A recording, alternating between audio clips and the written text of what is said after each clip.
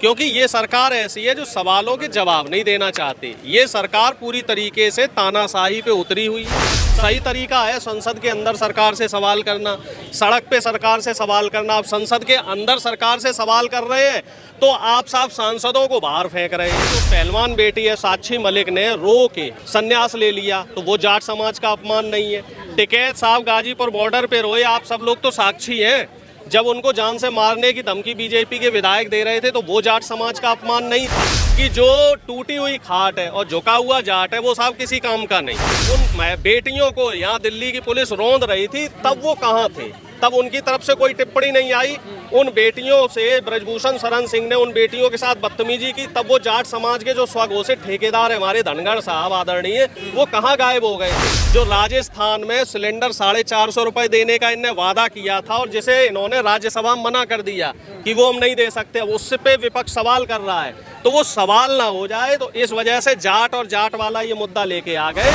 या तो विपक्ष के सभी सांसदों को, सभी नेताओं को अफ्रीका के जंगल भेज दो या फिर सबको सजाए फांसी दे दो। अच्छा। क्योंकि जब विपक्ष आवाज ही नहीं उठाएगा तो फिर लोकतंत्र की जरूरत ही क्या है? कि किस तरीके से सवाल करने वाले लोगों को कटघरे पे लिया जाता है, उनकी आवाज को दबाने की कोशिश की जाती है।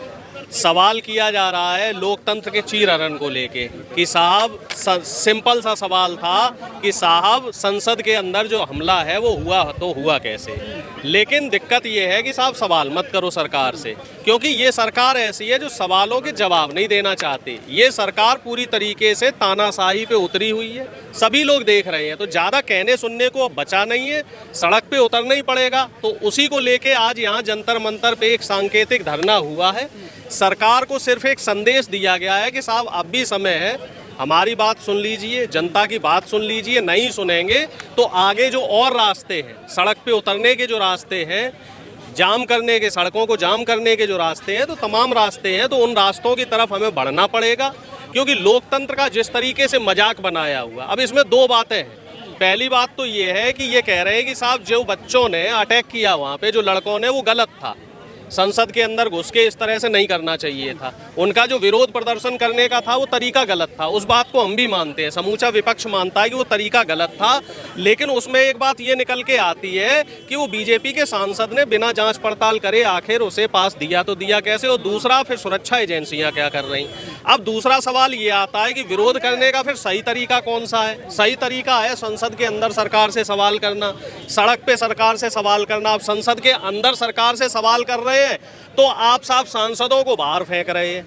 अब बाहर जब वो सांसद हंसी मजाक कर रहे हैं तो साहब आपने हंसी मजाक करने पे भी पाबंदी लगा दी है। तो इस तरह की जो तानाशाही है, जाट समाज का अपमान कर दिया। भाई जाट समाज का अपमान किया और जाट समाज को ही नहीं पता। जाट समाज के जो बड़े बड़े सोशल एक्टिविस्ट हैं और नेता हैं वो भी कल बड़े भौचक्के थे और ये कह रहे थे कि साहब जाट समाज का अपमान हो गया और हमें ही नहीं पता। कल साक्षी मलिक ने, आप ये देखिए, कल हमारी जो पहलवान बेटी है साक्षी मलिक ने रो के संन्यास ले लिया तो वो जाट समाज का अपमान नहीं है। टिकैत साहब गाजीपुर बॉर्डर पे रोए, आप सब लोग तो साक्षी हैं। जब उनको जान से मारने की धमकी बीजेपी के विधायक दे रहे थे तो वो जाट समाज का अपमान नहीं था। जब सतपाल मलिक जी कह रहे हैं कि साहब मेरी जान को खतरा है मोदी जी से, तो वो जाट समाज का अपमान नहीं है। जयंत चौधरी जी, जो चौधरी चरण सिंह की विरासत को संभाल रहे हैं, उनको पुलिस से लाठी मारी गई तो वो जाट समाज का अपमान नहीं था। सिर्फ उपराष्ट्रपति जी की मिमिक्री कर देने भर से, सिर्फ वो भी एक थोड़ा सा माहौल को हल्का करने के लिए, क्योंकि माहौल संसद का इस समय बड़ा तनावग्रस्त हो गया है। तो हमें ये नहीं समझ में आता कि ऐसी कौन सी आफत आ गई। और ये हमारे देश की लोकतंत्र की प्रक्रिया है और परंपरा है।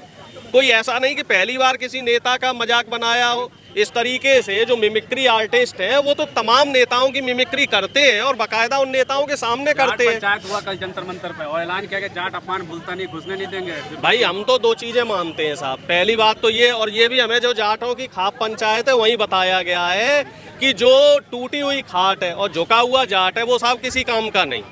तो उपराष्ट्रपति जी इतने झुक चुके हैं, मोदी जी के चरणों की वंदना इतनी कर चुके हैं कि वो जाटों का स्वाभिमान भूल चुके हैं। जाट कभी झुकता नहीं है। जाट है, गुजर है, यादव है, राजपूत है, ये लड़ाकू कौम है, ये झुकने वाली कौम नहीं है, सम्मान देती है। लेकिन और दूसरी बात इसमें ये है दूसरी बात जो मैं आपको कह रहा हूँ बड़ी महत्वपूर्ण, कि एक व्यक्ति किसी समाज का जो है वो ठेकेदार नहीं हो सकता। वो व्यक्ति कहाँ था जब पहलवान आंदोलन कर रहे थे, और उसमें से 80% जो पहलवान थे वो जाट समुदाय के थे। और जब उनको, सुन लीजिए मेरी बात भी पहले सुन लीजिए, और जब उन बेटियों को यहाँ दिल्ली की पुलिस रौंद रही थी तब वो कहाँ थे? तब उनकी तरफ से कोई टिप्पणी नहीं आई। उन बेटियों से ब्रजभूषण शरण सिंह ने उन बेटियों के साथ बदतमीजी की, तब वो जाट समाज के जो स्वघोषित ठेकेदार है हमारे धनगढ़ साहब आदरणीय, वो कहाँ गायब हो गए थे? जब तमाम किसानों के साथ हत्याएं हुई किसानों की, उसमें से 800 से ज्यादा किसानों की हत्याएं हुई, 13 महीने किसान बॉर्डर पे पड़े रहे सर्दी गर्मी बरसात में, तब वो जाटों के मसीहा नहीं दिखाई दिए। अब जब उनका सिर्फ उनका मजाक बनाया तो उनका अपमान हो गया। और हमें तो ये लग रहा है, अरे मेरी बात तो पूरी हो जाने दो सर।